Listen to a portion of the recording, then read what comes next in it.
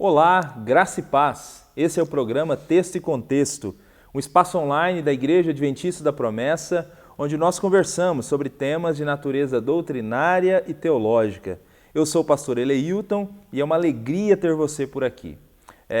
Antes de começarmos a conversar sobre o tema do programa de hoje, eu queria convidar você a compartilhar o link desse programa. Compartilhe o link desse programa com seus amigos, familiares, para que mais pessoas sejam alcançadas com esse conteúdo do programa Texto e Contexto. Além disso, não sei se você já conhece o perfil da Igreja Adventista da Promessa no Instagram, Promessistas Brasil. Se você não conhece o nosso perfil, vai lá no Instagram e se inscreva lá no nosso perfil. Pois bem, nós estamos falando nos programas Texto e Contexto desse mês a respeito do livro do profeta Malaquias. Escolhemos esse mês para conversar sobre um livro bíblico. Estamos lendo esse livro ao longo dos programas do mês. Já tivemos 3 programas aqui com base no livro do profeta Malaquias. Fizemos aqui uma introdução ao livro, mostrando os primeiros versículos do livro, e naquele primeiro programa já ficou claro que a mensagem do livro não seria uma mensagem simples, fácil de ser entendida, era uma mensagem dura para o povo, era uma sentença de Deus contra Israel. É assim que o livro começa. Apesar de ser uma sentença de Deus contra Israel, uma das primeiras mensagens de Deus para o povo é que Deus amava o povo. Deus começa dizendo que amava o povo, mesmo que eles questionassem esse amor de Deus, Deus amava o povo. É importante entender isso porque, apesar de ser uma palavra de Deus, ter uma palavra dura e pesada para o seu povo por conta do comportamento deles, era uma palavra corretiva que tinha como base o próprio amor de Deus. E nós temos, ao longo desses programas, estudado essa mensagem dura da parte de Deus para o povo, para corrigir o seu povo diante dos pecados e dos descaminhos a que a nação de Israel estava submetido. Conversamos aqui sobre o culto, conversamos sobre divórcio no último programa e hoje nós chegamos no último versículo do capítulo 2 e vamos entrar no capítulo 3, em mais um trecho do livro do profeta Malaquias. Eu tenho certeza que Deus nos dará aqui um tempo abençoado de conversa, de reflexão com base no livro desse profeta, dessa mensagem da palavra de Deus. E para conversar sobre esse tema, nós temos aqui a alegria de receber no programa Texto e Contexto, mais uma vez, né, são convidados que já outras vezes estiveram aqui com a gente. Nós temos a alegria de ter o pastor Alessio e o pastor Samuel. Sejam muito bem-vindos no programa Texto e Contexto. Pastor Eleilton, pastor Samuel, uma grande alegria estar aqui com vocês. Aos irmãos que estão com a gente, que Deus abençoe. Como é bom a gente parar um pouquinho, os irmãos em suas casas, com a Bíblia aberta. E, pastores, fico muito feliz que essa disciplina espiritual da Bíblia aberta, como é bom, né? A gente se preocupa quando essa disciplina ela é negligenciada, mas a gente está com a Bíblia aberta, nesse presente século, estudando, aprendendo. Isto é motivo de grande alegria. Tenho certeza que Deus está feliz com cada um de nós. Amém. A paz a todos os irmãos e irmãs, paz ao senhor pastor Alessio, pastor Eleilton. Para mim também é uma alegria estar aqui. A gente gosta da Bíblia, né? Gosta de estudar a Bíblia, gosta de debater, de discutir Bíblia, né? Verdade. E então é sempre um privilégio muito grande estar aqui e a gente espera que essa noite seja abençoadora a Amém. Todos os nossos irmãos e para a gente que está aqui também. Verdade. Amém. Graças a Deus. Pois é, então vamos lá, Bíblia aberta, como disse o pastor Alessio. Se você ainda não está aí com o texto do livro do profeta Malaquias, então acesse aí a Bíblia, ou no formato digital, ou a Bíblia impressa, e vamos lá, Malaquias 2, versículo 17. Eu quero começar hoje com o pastor Samuel. Parece que nesse versículo aí, no versículo 17 do capítulo 2 de Malaquias, nós temos uma dura acusação do povo em relação a Deus. Né? Parece que o povo de Israel tinha questionamentos duríssimos em relação a Deus. Esses questionamentos, eles tinham tinham razão? Comenta um pouco para a gente. Que tipo de questionamentos eram esses que o povo estava fazendo em relação a Deus? Pastor Eleuto, permita-me fazer a leitura aqui do texto. Olha só, Malaquias, capítulo de número 2, versículo 17, diz assim, ó, vocês têm cansado o Senhor com as suas palavras. Aí eles questionaram, né? Como o temos cansado? Vocês ainda perguntam? Quando dizem, todos os que fazem o mal são bons aos olhos do Senhor e ele se agrada deles. E também quando perguntam, onde está o Deus da justiça? Então, de fato, nesse trecho há acusações graves contra Deus, né? O povo que não fica contente com a repreensão de Deus, aquela repreensão inicial de Deus, né? Tem muitas outras repreensões que Deus fará, mas ao invés do povo, né, no popular, baixar a bola, se arrepender, mudança de vida, não. O que eles fazem? Mas o Senhor também não é tudo isso, né? O Senhor está falando da gente, mas o Senhor também não é tudo isso. E observe o seguinte, o texto vai dizer que eles acusam Deus de se agradar de todos os que fazem o mal. Ou seja, Deus ele é parcial. Deus não é alguém que julga com reta justiça, não é alguém que julga com cuidado. Não, ele é totalmente parcial, a tal ponto que ele tem alegria, que ele tem satisfação, né? Eles vão dizer aqui, ó, todos os que fazem o mal são bons aos olhos do Senhor. Mas aí eles fazem uma segunda acusação aqui, né? Eles acusam o caráter de Deus, né? Quando eles dizem, olha, e o Senhor se agrada deles. Então não é só que eles estão acusando Deus de olhar a maldade e não fazer nada. Eles também estão dizendo que a despeito de Deus olhar e não fazer nada, Deus ainda está gostando daquilo que os maus estão fazendo, né? Essa expressão que aparece aqui é muito interessante porque ela dá a entender que o povo não tem uma compreensão clara da sua própria nojeira diante de Deus, né? Eles estão ali escondendo o deles, apontando o dos outros, né? E acusando Deus. Olha, o Senhor está falando isso pra gente, mas o Senhor gosta lá, o fulano que faz aquilo e aquilo outro, o Senhor gosta, o Senhor se agrada. Aí eles fazem uma última acusação aqui no versículo 17, que aí eles remontam ao caráter justo de Deus, à justiça de Deus. Eles vão dizer, olha, onde está o Deus da justiça? Obviamente que eles estão retomando aqui as histórias que provavelmente tinham ouvido dos seus pais, e aquela transmissão oral que ia sendo passada, né? Informando, olha, o que Deus fez, Deus é assim, Deus é assim. E eles vão questionar isso, eles dizem, onde está o Deus da justiça que ensinaram para a gente?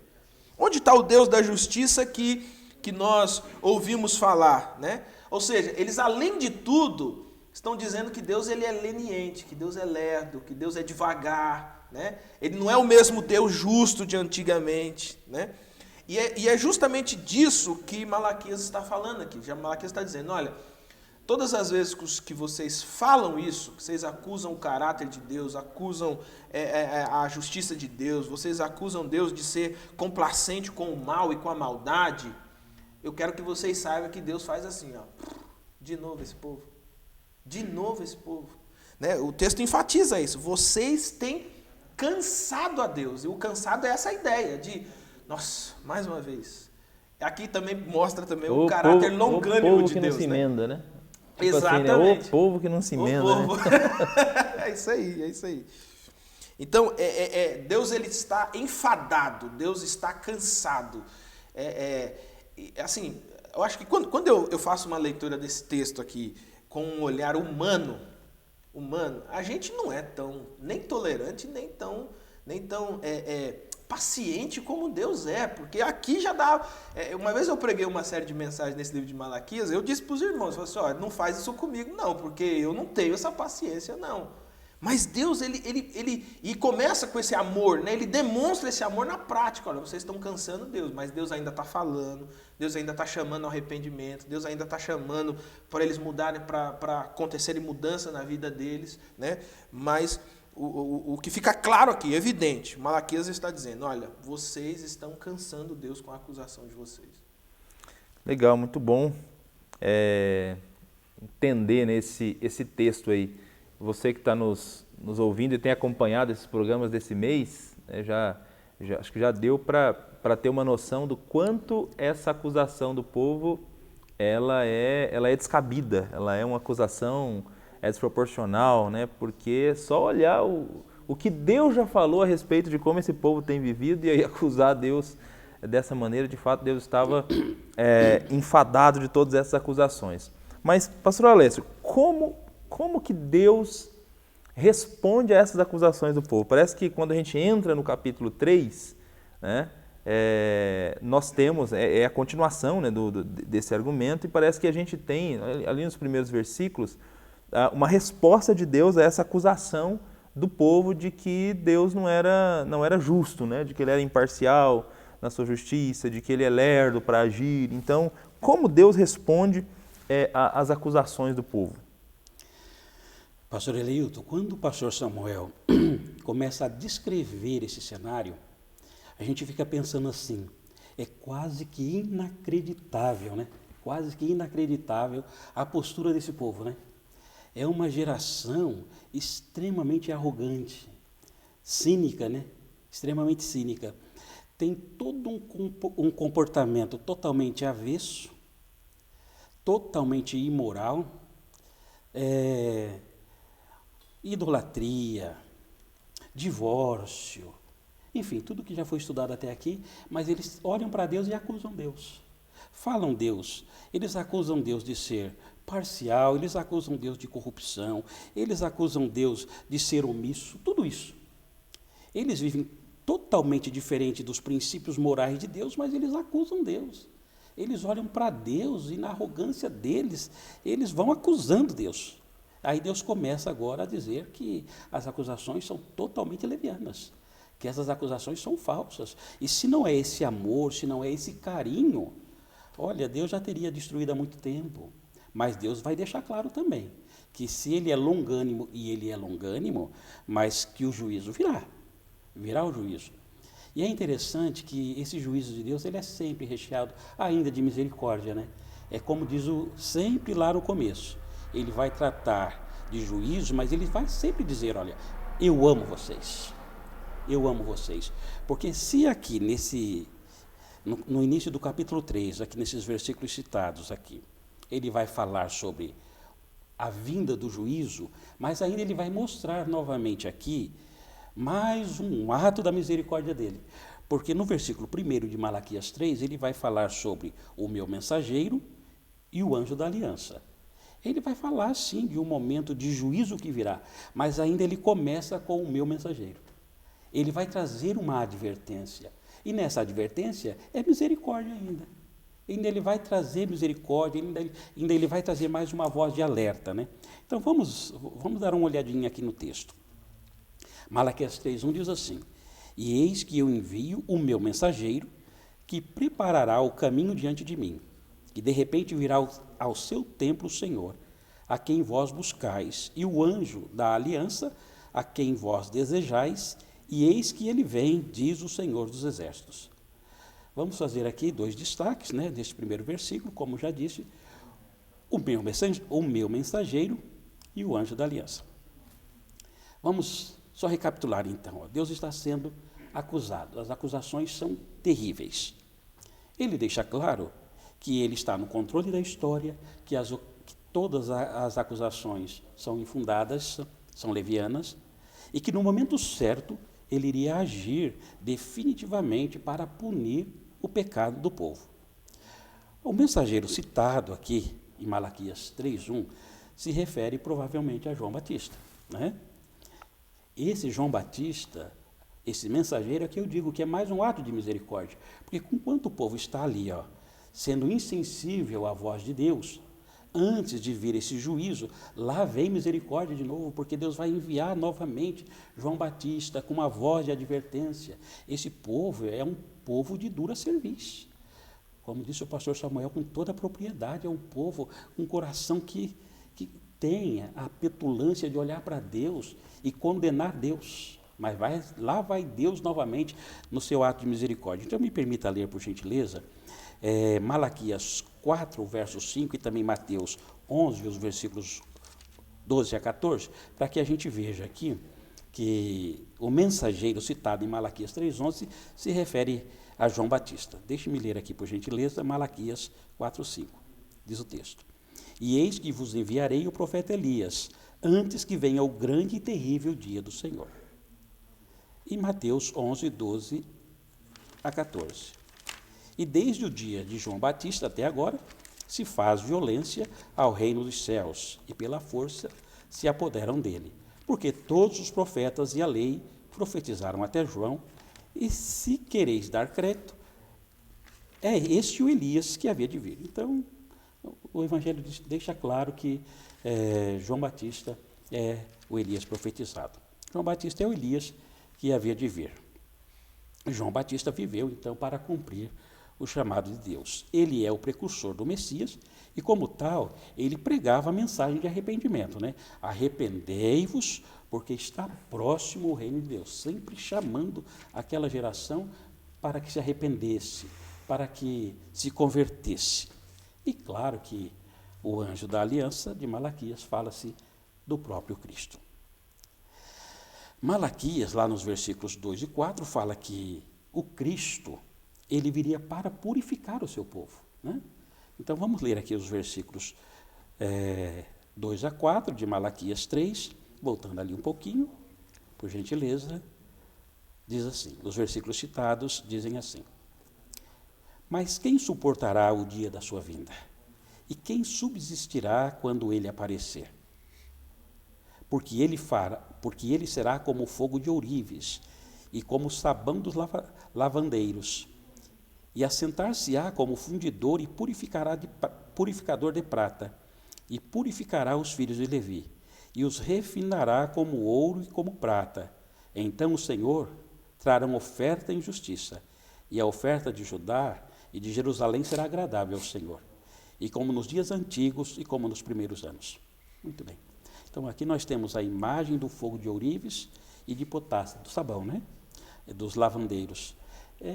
É mesmo a mesma linguagem de João Batista que pregava sobre Cristo, lá em Mateus 3:12, que diz assim: A sua pá ele a tem na mão, e limpará completamente a sua eira, recolherá o seu trigo no celeiro, mas queimará a palha em fogo inextinguível.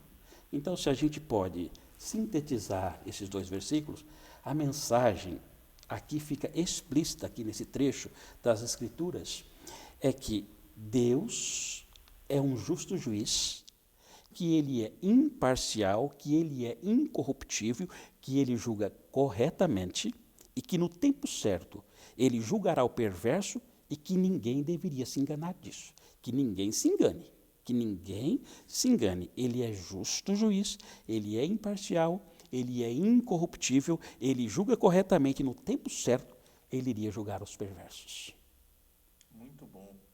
Enquanto o povo acusa Deus de ser injusto, há um plano, né, elaborado por Deus. Ele está no controle da história. Está no controle. Ele conhece os outros capítulos da história. Então, há uma fala sobre o precursor, né, sobre João Batista. Muito legal. Sobre a missão do próprio Cristo, né, de purificar.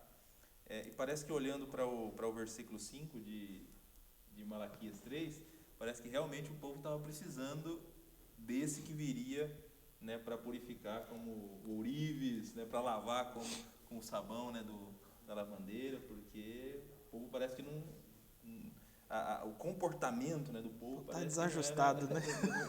Não estava muito no eixo, não, né? Eles estavam bem desajustados. Sim? Eu fico pensando assim, né? Como que as gerações são duras mesmo de coração, né? Quando a gente lê, por exemplo, Hebreus, quando se retrata aquela geração lá no deserto, parece que aquela geração do deserto era uma das piores gerações, né, que se passaram na face da terra. E aquela geração tinha saído de um cativeiro terrível, né? Mas parece que 400 e poucos anos no cativeiro não foram suficientes, rapidamente aquela geração se endureceu. Esta geração de Malaquias eram os netos, ali, ó, não era algo que estava tão distante assim daquele cativeiro babilônico.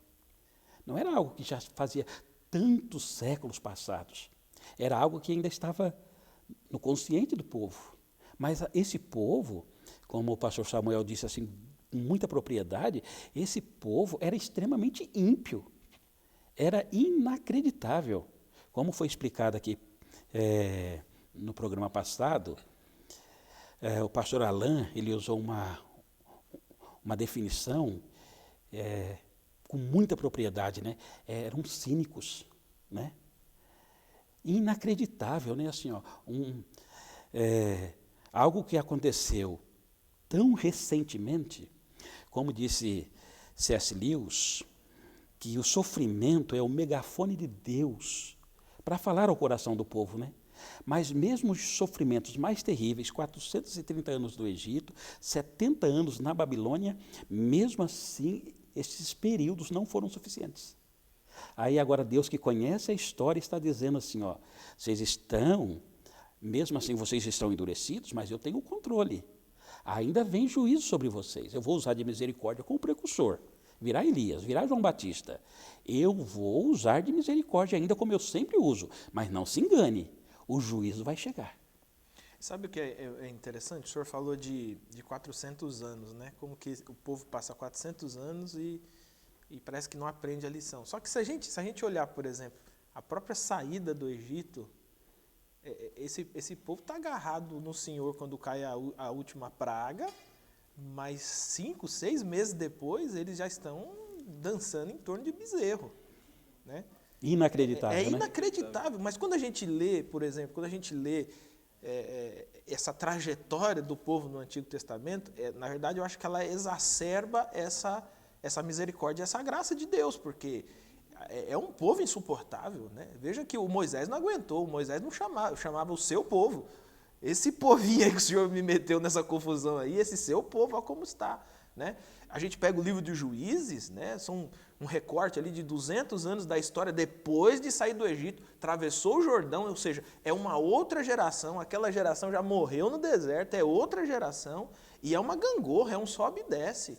É 20 anos com Deus, 10 anos sem Deus, 10 anos com Deus, 30 sem Deus.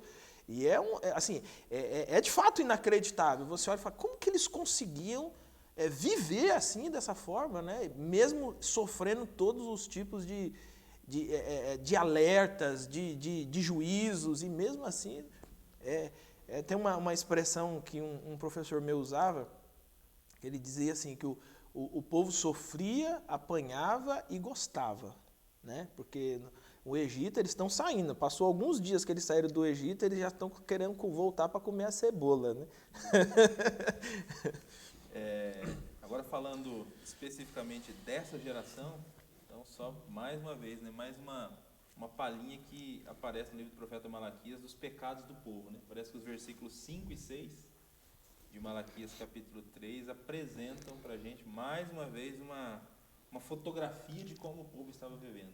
Se puder comentar um pouco para a gente a respeito dessa fotografia que Malaquias tira dos versículos 5 e 6. A fotografia é perfeita, né? Ela não tem... olha o versículo 5. Eu virei a vocês trazendo juízo. Sem demora testemunharei contra os feiticeiros, contra os adúlteros, contra os que juram falsamente, contra aqueles que exploram os trabalhadores em seus salários, que oprimem os órfãos, oprimem as viúvas, privam os estrangeiros dos seus direitos, não têm respeito por mim, diz o Senhor dos Exércitos. Olha, o versículo 5, aqui você percebe o cinismo, né? Quando você lê o versículo 5 e você compara ele com o versículo 17, você fala assim, meu Deus, por que Deus não mandou um raio em cima desse povo? Porque não é possível.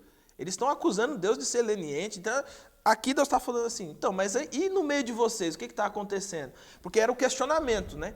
Tá, mas o que a gente tem feito de tão ruim assim que Deus... Aí tem uma expressão interessante que as pessoas usam hoje em dia, elas dizem assim, Deus sabe do meu coração.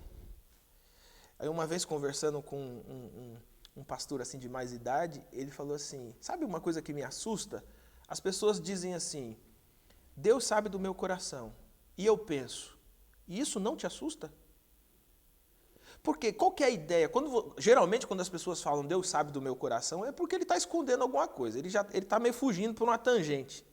Só que aqui no versículo 5 fica claro o seguinte, Deus sabe exatamente quem são vocês. E o juízo de Deus não vem a mais nem a menos, vem exatamente sobre aquilo que vocês são. Ou seja, de fato, Deus conhece o seu coração, e aqui ele usa uma expressão interessante, ele diz, eu serei testemunha. Olha, eu prefiro qualquer tipo de testemunha, até as falsas, porque essas não me conhecem intimamente, elas não me conhecem do avesso. Mas o testemunho de Deus é um testemunho que conhece você, conhece a gente exatamente como a gente é. E é um testemunho justo. Né? Então eles estão dizendo, quando que vai vir? Quando que vai acontecer? Onde está o Deus da justiça? Aí o Senhor responde, não, eu vou vir. Mas eu não venho só para fazer a justiça, eu serei a testemunha. Eu que testemunharei contra os feiticeiros, tinha feiticeiro no meio deles. No meio do povo de Deus tinha feiticeiros. Ele diz, eu vou testemunhar contra os feiticeiros. Aí ele continua, eu vou testemunhar contra os adúlteros, né? Já vimos no programa passado, essa acusação gravíssima de Deus, e não é só que eles estavam deixando suas mulheres, eles agiam contra suas mulheres com violência. Mas não era só violência contra a mulher, olha como esse povo desviou de Deus, né? O texto está dizendo que eles também usam de violência contra o trabalhador. Era contratado por um salário, ele não pagava o que contratou, rompia o contrato. Né? Quando negociava com o outro, queria passar o outro para trás. E nós estamos falando de povo ímpio, não. Nós estamos falando do povo de Deus. É o povo de Deus. Aí eu acho interessante esse finalzinho, quando ele diz assim, ó, vocês oprimem órfãos, viúvas e estrangeiros. Esse povo aqui, quando você olha isso aqui, você fala assim, não é possível. Esse não pode ser o mesmo povo que Deus tirou da Babilônia, não pode ser o mesmo povo. Não pode ser o mesmo povo que experimentou essa providência de Deus, né? O reavivamento com Esdras, exato. Viu o milagre da reconstrução, não pode ser o mesmo povo. Só que quando você observa, olha só que interessante, versículo 6, de fato, eu, o Senhor, não mudo. Por isso, vocês, descendentes de Jacó, não foram destruídos. Ou seja, o que Deus está dizendo aqui? É adúltero, feiticeiro, tarará. A pergunta natural é, por que não matou todo mundo? Por que não jogou um raio e acaba com tudo? Porque Deus tem compromisso com a aliança dele. A aliança de Deus feita com Abraão, feita com Isaac, renovada em Jacó, é uma aliança que está sobre esse povo. Por isso que, como o pastor Alessio disse, há tanta misericórdia. Deus está chamando, Deus está mandando profeta, Deus está anunciando. Por quê? Deus não está escondendo deles o que vai acontecer. Como não escondeu quando eles foram para a Babilônia, não escondeu o que eles estavam vivendo no Egito. Deus não esconde. E você que está ouvindo a gente, você tem que saber disso. O juízo de Deus, a justiça de Deus, não é para matar você, não. Deus faz para te salvar. Né? Hebreus ele vai dizer que Deus disciplina a todos quanto Ele ama. E isso que Deus está dizendo aqui. Deus diz, não adianta vocês me acusarem que eu sou falso, que eu sou injusto. Não adianta, eu sei exatamente quem são vocês. E o juízo vai vir. O juízo virá. Né? Como o pastor Alessio disse, antes vem misericórdia. Né? Vem o precursor, vem vindo. Mas, e ele faz a pergunta, ele diz assim, será que vocês vão suportar o dia da vinda? Eu acho que a gente podia fazer esse exercício com quem está assistindo a gente. Né? Você vasculhar o seu coração e dizer assim, será que você pode orar dizendo Maranata? Será que você suporta a vinda de Jesus? Por quê? Porque na vinda de Jesus não tem jeito. Toda a maldade, tudo que é mais escondido do nosso coração, né? Tudo que é mais guardado profundamente na nossa alma, vem à tona, porque ele é juízo investigativo, né? Ele é olhar prescrutador, né? Ele vai no íntimo, ele vai no fundo. Ele esquadrinha, né? Esquadrinha. Então aqui fica claro que Deus é misericordioso, que Deus é cheio de graça, que Deus tem bondade, Deus é longânimo. Mas, olha, pensa em alguém longânimo, não se compara ao longo ânimo de Deus, à paciência de Deus. Mas a despeito de todo essa manifestação, né, da essência do ser de Deus, ele é um Deus justo e o juízo dele será exercido, mas é no tempo dele também. Né? Me permita, porque nos programas passados, quando se falaram aqui sobre essa escolha de Deus, né? Porque eram várias nações e Deus amou a Jacó. Essa nação não era nem melhor e nem pior. Deus escolheu. E quando eu penso sobre isso, sempre me volta aquela questão da graça, né? Quando a gente fala de graça, equivocadamente, alguns entendem que a graça vem de Cristo para cá, né? Exato. A gente sabe que a graça sempre existiu. A Bíblia apresenta um Deus gracioso. A própria criação é uma expressão de graça. É uma expressão da graça, né? E quando se vai estudar os grandes estudiosos, o Antigo Testamento está cheio da manifestação da graça de Deus. Mas a separação dessa tribo, a tribo de Israel, da nação de Israel, é obra da graça de Deus. Porque ela é uma nação que se envolveu em tantas confusões, né? Em tanta idolatria. Nem em tanta era a melhor coisa. das nações na época. Não era melhor, mas Deus escolheu, Deus amou. E foi bem no comecinho, né, aqui de Malaquias, que Deus diz assim, eu amei, é obra da minha graça, eu escolhi vocês. Né? E não adianta, eu amei vocês. E é por isso, vocês sabem que eu amei vocês. Eu corrijo, mas eu amei vocês. Vocês são obra da minha graça. Né? Então, fica sempre evidente, né? Essa graça de Deus, esse amor de Deus com essa nação. Né? Sabe uma observação, pastor Alessio? As pessoas, às vezes, elas confundem a graça de Deus com uma vida licenciosa. Sim. Uma vida entregue a prazer, enfim. Mas a gente observa que também é função da graça de Deus chamar o arrependimento. Sim. Né? Tanto que a graça, assim, na sua essência, na sua profundidade, ela é constrangedora. A graça nos constrange. Porque ela é uma expressão, é o oposto, é o inverso daquilo que eu mereço. Né? Então ela é constrangedora. Qualquer pessoa que tem um coração sincero, ele não fala da graça de Deus com arrogância, ele fala com constrangimento. Né? Quando fala com arrogância, não entendeu que graça é essa, não entendeu isso. Exatamente. Bom, vocês que estão nos acompanhando estão percebendo aí o quanto o povo era incoerente ao acusar Deus, ao levantar a voz e apontar o dedo dizendo que Deus era injusto. Né? Veja quantas incoerências o povo vem experimentando, veja o quanto de pecado há no meio do povo, mas ainda assim, por conta da sua aliança, o povo não havia sido consumido ou destruído.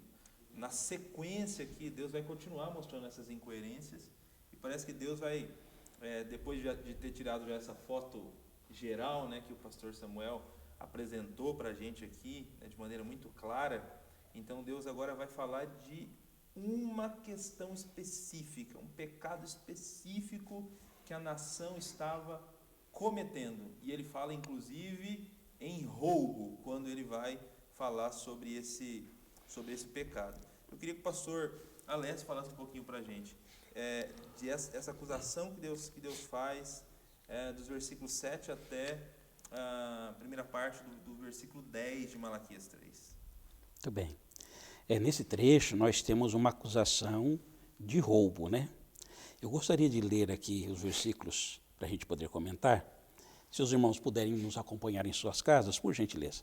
Os versículos dizem assim: desde os dias de vossos pais vos desviastes dos meus estatutos e não os guardastes. Tornai-vos para mim, e eu me tornarei para vós, diz o Senhor dos Exércitos. Mas vós dizeis: em que havemos de tornar? Roubará o homem a Deus? Todavia vós me roubais e dizeis, em que te roubamos? Nos dízimos e nas ofertas. Com maldição sois amaldiçoados, porque a mim me roubais, sim, toda a nação. Trazei todos os dízimos à casa do tesouro, para que haja mantimento na minha casa, e depois fazei prova de mim nisto, diz o Senhor dos Exércitos, se eu não vos abrir as janelas dos céus, e não derramar sobre vós uma bênção tal, até que não haja lugar suficiente para recolherdes. Bom, esse trecho aqui mostra pelo menos 2 problemas em relação ao dízimo. Em primeiro lugar, a gente vê uma denúncia aqui clara no versículo 8. Roubará o homem a Deus? Todavia vós me roubais e dizeis, em que te roubamos? E Deus diz claramente, nos dízimos e nas ofertas. A palavra dízimo por si só já se explica, é 10% de alguma coisa. Esta geração, ela simplesmente deixava de dizimar. Havia abandonado esta prática, tinha simplesmente abolido do dia a dia essa disciplina bíblica. A lei era clara no dever de se praticar o dízimo. 10% era do Senhor. E eles simplesmente haviam abandonado. O povo roubava de Deus o dízimo e nas ofertas. Eles nem ofertavam e nem dizimavam. Simplesmente negligenciavam. Isso deixou de fazer parte do dia a dia. Não fazia mais parte da adoração deles. Eles estavam retendo o dízimo e a Bíblia diz que isso eles estavam roubando a Deus. A gente precisa ter certeza, precisa ter clareza de alma que o dízimo pertence a Deus. O dízimo é de Deus. Eles se esqueceram que o homem, ele não está dando, né, o dízimo, ele está devolvendo. Deus está colocando algo nas nossas mãos e nós estamos devolvendo o dízimo. O dízimo é uma devolução. Ele pertence a Deus. Ele pertence a Deus. Então não é algo assim que nós estamos fazendo um pagamento para Deus. E agora eu quero contextualizar um pouquinho, né? Você tem o seu salário, aí eu vou fazer um pagamento, eu vou pagar o meu dízimo. Não, ninguém paga dízimo. Dízimo não é um pagamento, não é assim, uma prestação que quando você se converte, agora eu tenho uma prestação para o resto da minha vida. Não, não é assim. Dízimo é um ato de adoração que você devolve. Ele não me pertence, ele pertence a Deus. Não podemos ficar de posse de algo que não nos pertence. Infelizmente, essa geração negligenciou. Simplesmente ficava com aquilo que a lei dizia claramente que não lhe pertencia. E o Senhor é enfático na sua admoestação, na sua advertência, que essa geração estava roubando algo, porque estava ficando de posse de algo que não lhe pertencia. Aquilo pertencia a Deus. Esta foi a primeira denúncia. Ainda há uma segunda denúncia aqui no versículo 10. Em segundo lugar, vejamos lá no versículo 10 uma segunda denúncia. Diz assim o profeta: trazei todos os dízimos. Todos. Essa expressão, ela pode sugerir pelo menos 2 questões aqui nós podemos levantar. Ela sugere que algumas pessoas haviam deixado de trazer todos os dízimos. Pode ser que eles estavam dizimando apenas de algumas coisas. Dizimavam, quem sabe, de vez em quando, né? Vamos contextualizar, dizimava um mês sim e um outro não, né?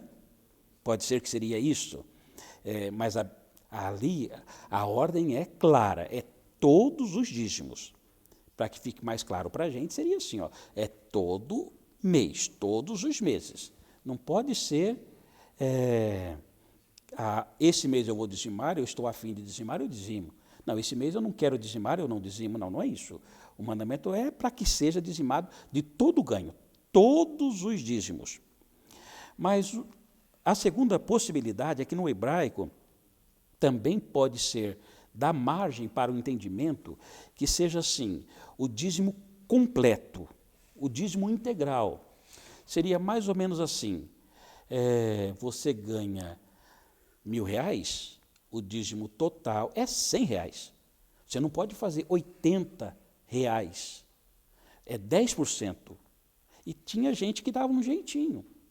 Então, ao invés de dar o dízimo integral, alguns estavam dando 8%, 7%. Também existe essa possibilidade, tanto de negligenciar, de não dar todos o dízimo de todos os ganhos, ou de dar inferior àquilo que fosse de 10%.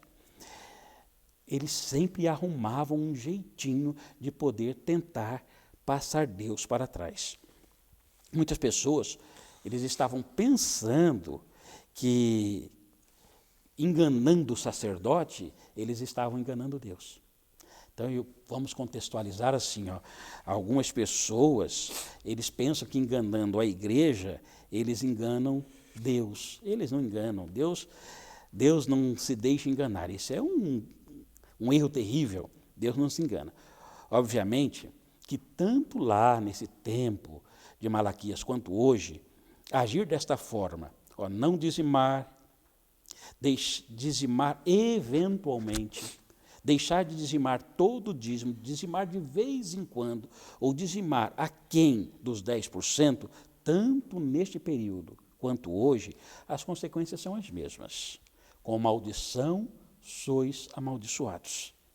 Deus declara que amaldiçoou toda aquela nação por causa do roubo dos dízimos das ofertas. Aquela nação foi amaldiçoada também por causa disso. A tragédia que se abateu naquela geração sobre os filhos de Israel naquele tempo em que Malaquias estava profetizando, não foi um fenômeno natural. Não foi. Lá foi uma maldição divina. O próprio Deus deixou muito claro que foi em consequência, a maldição que sobreveio foi em consequência da desobediência, também por causa desta negligência em relação a essa questão específica de roubar a casa de Deus.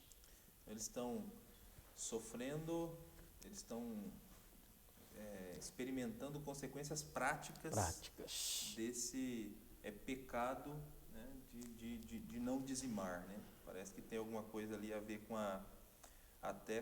o próprio ganho deles mesmos, né? Alguma coisa relacionada ali com a agricultura, né? com as colheitas, enfim.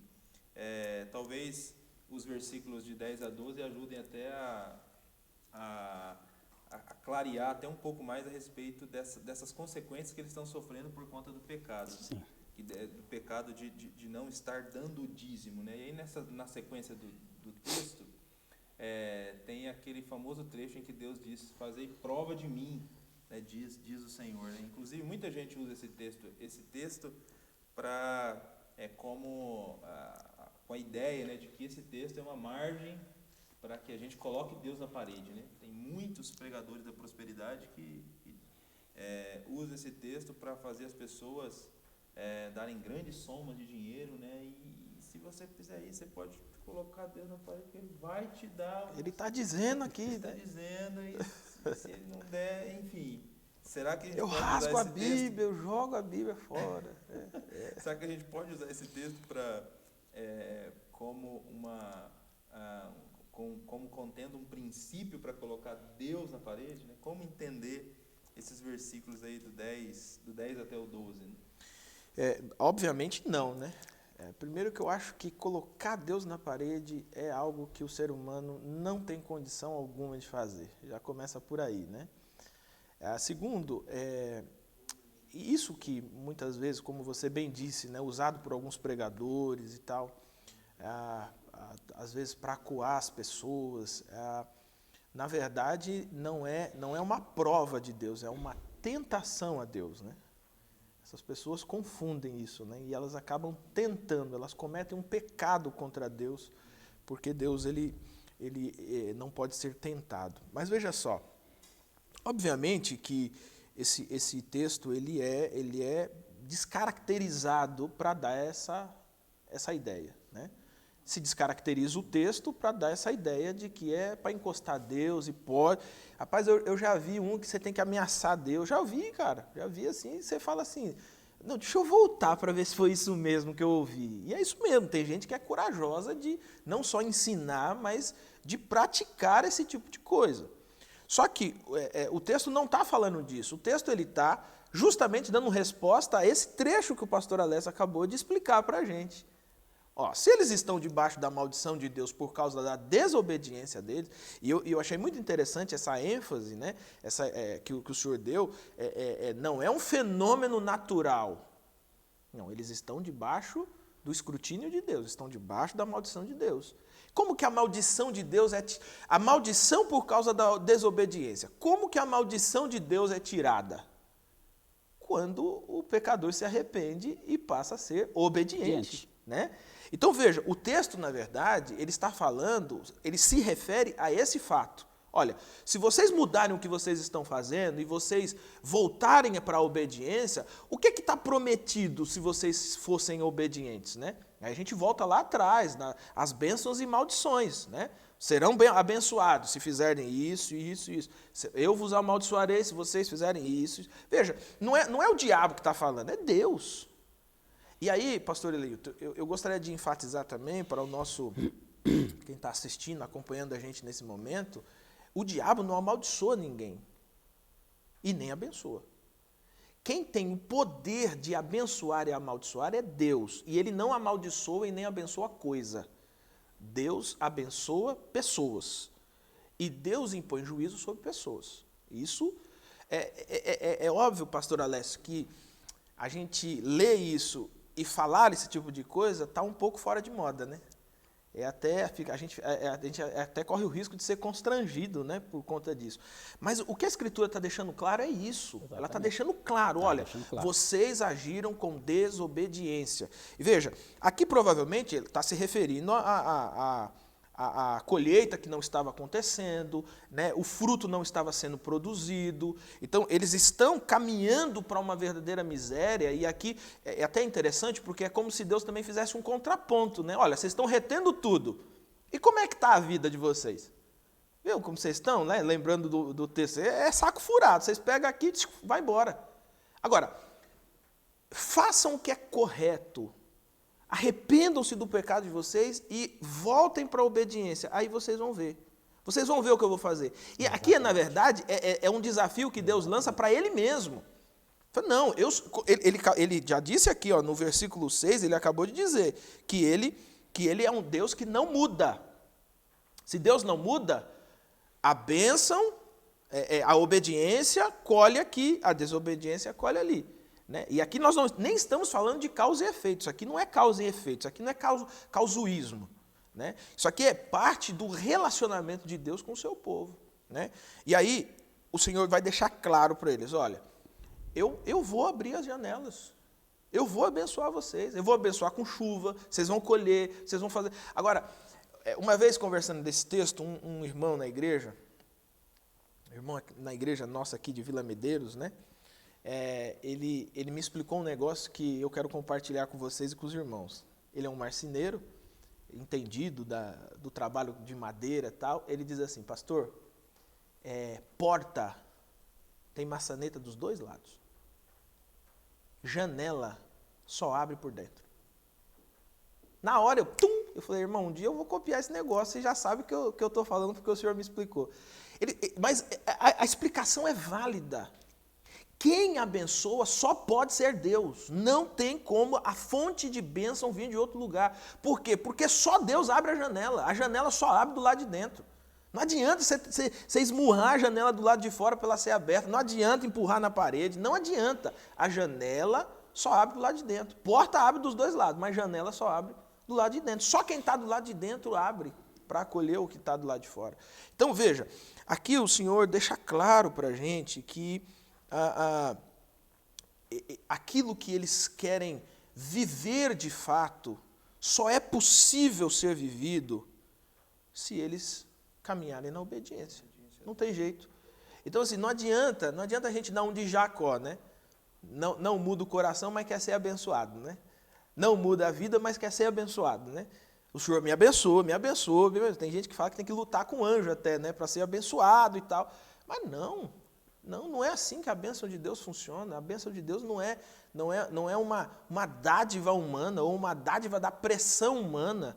E aqui nós não estamos falando do poder da oração, que de fato nós sabemos que a oração muda trajetórias, muda, como diz Taylor, né, muda os decretos de Deus. Agora, aqui está relacionado certinho aqui, ó, certinho. Ó, vocês estão vivendo em desobediência. O que está acontecendo na vida de vocês? Isso e isso. Muda a vida de vocês. Passem a viver em obediência. E aí vocês vão ver o que vai acontecer. Isso e isso. Então, não tem nada a ver com encostar Deus na parede, mas justamente o oposto, né? É o ser humano se humilhar. Entender que Deus é esse Senhor, dono da história, que sabe de todas as coisas, que conduz todas as coisas, e não adianta a gente querer ser abençoado por Deus do nosso jeito. Só Deus pode abençoar o povo dele. Então veja, volta a obedecer e Deus vai mandar a chuva, os campos vão produzir, né? Então é muito claro aqui o contexto. E eu só queria destacar aqui também uma questão, acho que vale a pena diante desse tema aqui, porque Deus diz para o povo, né? Se o povo obedece, então vai chover, a terra vai produzir, e o texto também fala que ele vai repreender o devorador. Acho que é importante deixar claro, Devorador. Né? Assim, a gente ouve muito também falar sobre esse devorador como se fosse um tipo de demônio. É um demônio, né? Então só, se você que está acompanhando aqui esse contexto e lendo Malaquias, dá para perceber que não encaixa muito aí um demônio nesse texto, né? Muito provavelmente o devorador Deixa eu contar tipo uma experiência. Não é experiência minha, não. Eu ouvi, uma pessoa estava explicando esse texto e contou essa história. E ela diz assim que ela entendeu esse texto um dia que ela acordou de madrugada e ela viu um ser, uma pessoa toda de preto, e arrancava as coisas da despensa dela e devorava essas coisas, né? Bom, cada um vive e responde por suas experiências, né? Mas o que o texto está falando a respeito do devorador não é isso. Não é isso, né? E tudo indica aqui, se a gente fizer até a comparação com o texto de Joel 1,4, né? Lá o Joel 1,4 ainda tem 4 espécies ali, né? Né? Deixa eu ler o texto aqui, pastor Eleito, de Joel 1,4, já que você tocou no assunto do devorador, aqui, ele diz aqui, ó. Deixa o devorador quieto, não. Contem aos teus filhos o que aconteceu e eles aos seus netos, e os seus netos à geração seguinte.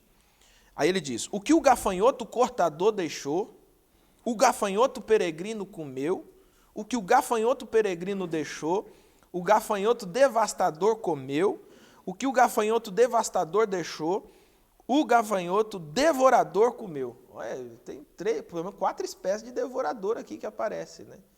E assim, infelizmente, né, pastor Elilton, existem muitas manipulações do texto bíblico, principalmente quando está relacionado a dinheiro. Isso aí. Tá? Então, o irmão aí que está assistindo, a irmã que está assistindo a gente, você sempre fica desconfiado da interpretação quando ela envolve dinheiro, né? Então, aqui botaram um demônio que vai de madrugada e rouba as coisas da sua despensa, ou que deixa você doente, etc. Agora, só frisando aqui, pastor Eleuto, não se pode esquecer, né? Eu volto a repetir, quem amaldiçoa ou quem castiga é Deus. É Deus. Então, esquece. Não resolve nada com o capeta, não. Você precisa resolver a vida com o Senhor. Você tem que entender o que o Senhor está chamando você para se arrepender e resolver sua vida com o Senhor, né? Mas é isso. Nós estamos caminhando para o final do nosso programa Texto e Contexto de hoje. A gente tem como proposta hoje até o versículo 15 do capítulo 3. Então, já fomos até o versículo 12. Eu queria pedir para o pastor Alessio falar um pouco para a gente a respeito dos versículos 13 até o 15. Parece que Deus diz nesse texto aí que as palavras do povo foram muito arrogantes. Né? Parece que o próprio Deus diz que o povo... acho que a gente já comentou isso aqui algumas vezes. Né? O povo passou um pouco passou um pouco da medida, né? Mas o que exatamente esse texto traz a respeito dessa fala do povo que demonstrou toda essa arrogância e soberba do povo em relação a Deus? Sempre passando do limite esse povo, né? Me permita ler aqui os versículos 13 até o 15, que diz assim: As vossas palavras foram agressivas para mim, diz o Senhor. Mas vós dizeis, que temos falado contra ti? Vós tendes dito, inútil é servir a Deus, que nos aproveita termos cuidado em guardar os seus preceitos e em andar de luto diante do Senhor dos Exércitos. Ora, pois, nós reputamos por bem-aventurados os soberbos. Também os que cometem impiedade são edificados. Sim, eles tentam a Deus e escapam. Eu volto a dizer aquela palavra que eu usei bem no início da nossa conversa, que é inacreditável, né? Usar esses termos para Deus é inacreditável. É de uma arrogância, é de uma frieza inacreditável. Esse trecho revela algo terrível no coração deste povo. O povo servia a Deus simplesmente por interesse mesmo, né? Se adorar a Deus não trouxesse prosperidade para eles, na mente deles não valeria a pena servir a Deus. Eles queriam a glória deles, a recompensa para eles. E se isso não viesse, então não valeria a pena. Eles buscavam os favores de Deus e não a Deus. Eles buscavam a bênção de Deus. E me desculpem o trocadilho que a gente sempre faz, né? E não o Deus da bênção. Eles queriam a bênção de Deus, eles queriam a prosperidade de Deus. A religião deles era apenas um negócio, era apenas uma barganha mesmo. Eles queriam apenas vantagens pessoais, eles não queriam Deus. Para eles, os perversos estavam sendo privilegiados, eles estavam enganando Deus e estavam prosperando. E eles estavam sendo passados para trás, como se eles estivessem servindo a Deus de coração e estavam sendo preteridos. Olha, é inacreditável, né?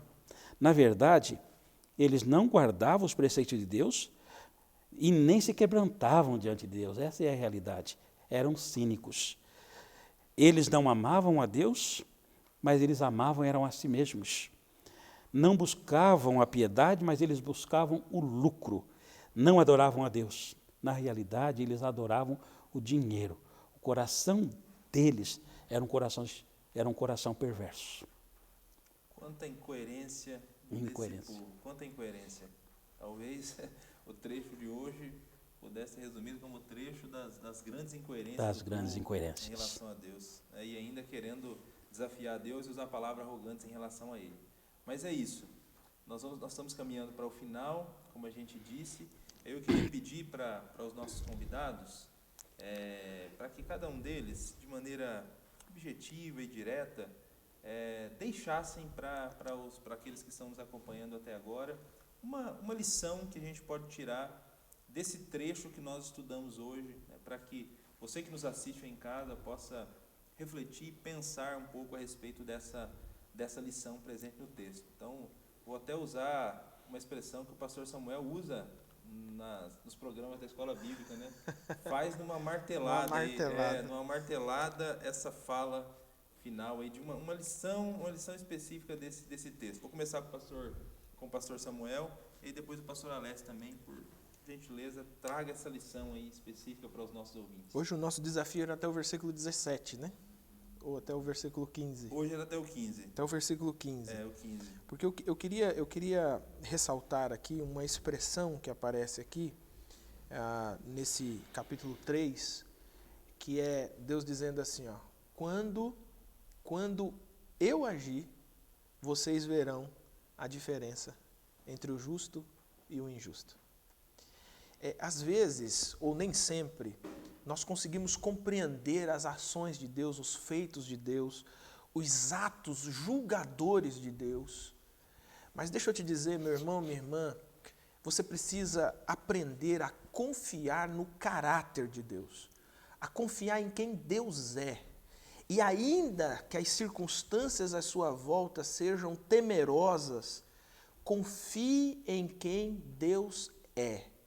E aquilo que Deus chama você para ser, aquilo que Deus chama você para viver, que você, constrangido por esse amor e por essa graça, você possa se render a Jesus, se render ao Senhor, você possa devotar a sua vida em obediência e como disse o Senhor lá, como diz o texto, né, de Salmo 73, né, o ímpio, ele terá um fim, mas o justo também terá um fim. Então que o nosso fim seja descansado no caráter justo, porém amoroso e cuidador do nosso Deus. E aí, quando Deus agir, nós perceberemos claramente a diferença ou a distinção, né, entre aqueles que obedecem a Deus e aqueles que não obedecem a Deus. Amém.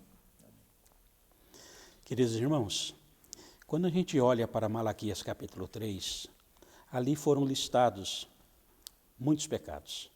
Um deles, no versículo 10, ele teve assim uma ênfase especial. Eu gostaria de rapidamente compartilhar com vocês algo do meu coração, que é em relação ao Santo Dízimo. Mesmo na Nova Aliança, no Novo Testamento, nós devemos continuar levando muito a sério a instituição do dízimo. Cuidado para não roubarmos a Deus. O dízimo ainda continua sendo obrigatório no Novo Testamento. Continua ainda sendo uma obrigação dos fiéis. Eu gostaria de deixar alguns textos, pelo menos 3 textos, para que você meditasse no seu coração. O primeiro deles, Mateus 23, 23, que diz assim: Ai de vós, escribas e fariseus hipócritas, pois que dizimais a hortelã, o endro e o cominho, e desprezais o mais importante da lei, o juízo, a misericórdia e a fé. Deveis, porém, fazer essas coisas e não omitir aquelas. Em relação ao dízimo, Jesus disse que devemos fazer essas coisas. É uma ordem do próprio Cristo. Não faz sentido pensar e ensinar diferente. A Bíblia ensina que tudo pertence a Deus. Olha, você trabalha o mês inteiro. E quanto % do seu salário pertence ao Senhor? Quando eu faço essa pergunta, quando você trabalha o mês inteiro, e quanto % do seu salário pertence ao Senhor, automaticamente você fala assim, pastor, 10%. Olha, a resposta certa é 100%. Tudo pertence ao Senhor, 100% é dele. Por isso, um outro texto que eu gostaria de deixar é o que está no Salmo 24, verso 1, que diz assim, ó, do Senhor é a terra e a sua plenitude, o mundo e aquele que nele habita. Tudo pertence ao Senhor. E eu quero encerrar a citação de Ageu, capítulo 2, e o versículo 8, que o Senhor diz assim, ó, minha é a prata, meu é o ouro, diz o Senhor dos Exércitos. Então não se engane, tudo é dele. O salário que ganhamos no final do mês é dele. A casa onde nós moramos é dele. A vida é dele. O carro que nós dirigimos é dele. Tudo é dele. Nós somos apenas mordomos. Nós apenas administramos o que é do nosso Senhor. E o nosso Senhor nos ordena que devolvamos 10% de tudo que Ele colocar em nossas mãos para a sua obra. Diante disso, que sejamos mordomos fiéis. Fazer assim, agir desta forma, certamente é uma boa opção. Que Deus te abençoe. Amém. Graças Amém. a Deus. Ora para a gente, pastor Samuel, apresentando aqueles que nos acompanharam até aqui. Amém. Amado Jesus, nós oramos nesse momento gratos a Ti por Tua palavra, Senhor. Tu és o Logos de Deus, Tu és a expressão verbalizada de Deus, que temos agora por meio da palavra, que podemos estudar e pela iluminação do Teu Espírito Santo podemos compreender, Pai. Senhor, nós oramos pedindo que aqueles que nos acompanharam até esse momento, Pai, que o Senhor, com Sua graça e misericórdia, olhe para esses corações, Pai. Mas eu oro para que o Teu Espírito também mova esses corações e que eles possam olhar para si e compreender, ó Deus, qual é o chamado do Senhor para a obediência, para o cuidado, o que precisa ser mudado, que decisões precisam ser tomadas na vida, Pai. Mas eu também oro, Senhor, colocando o nosso próprio coração diante do Senhor, porque sabemos que o Senhor é um Deus justo, o Senhor é um Deus amoroso, sim, mas o Senhor é um Deus que não compactua com a maldade, não compactua com o erro, não compactua com o pecado. Por isso, Senhor, ajuda o nosso coração a nos movimentar na direção do Senhor em arrependimento, em uma compreensão clara daquilo que somos e uma compreensão clara do que o Senhor pode fazer por um coração quebrantado. A Tua palavra diz que o Senhor não rejeita um coração que se quebranta diante do Senhor. Que nós, ó Deus, possamos guardar a nossa arrogância, a nossa prepotência e possamos reconhecer que nós não temos do que acusar o Senhor e não temos como colocar o Senhor contra a parede, mas que o nosso coração possa compreender finalmente que o Senhor é um Deus cuidadoso, que ama os seus filhos, que zela pelos seus filhos, que não deixa os seus filhos viverem da maneira que eles querem, mas o Senhor os chama a uma mudança de vida e ao arrependimento. Que essa seja uma noite assim, Senhor, de mudança de vida e de arrependimento por meio da Tua palavra. Eu oro em nome de Jesus. Amém e amém. Amém. Graças a Deus. Muito obrigado, pastor Samuel. Amém. Muito obrigado, pastor Alessio. Amém. Muito obrigado você que nos acompanhou até aqui. Nós estamos finalizando mais esse programa Texto e Contexto, e em que nós estamos falando sobre o livro do profeta Malaquias. Na próxima semana nós estaremos juntos novamente, continuando o estudo desse livro tão importante da Palavra de Deus. Vamos concluir a nossa jornada de estudos no livro do profeta Malaquias. Então, não perca o próximo programa. Nós esperamos por você para mais uma vez abrirmos a Escritura Sagrada e refletirmos nos seus ensinamentos. Que Deus o abençoe no nome de Jesus.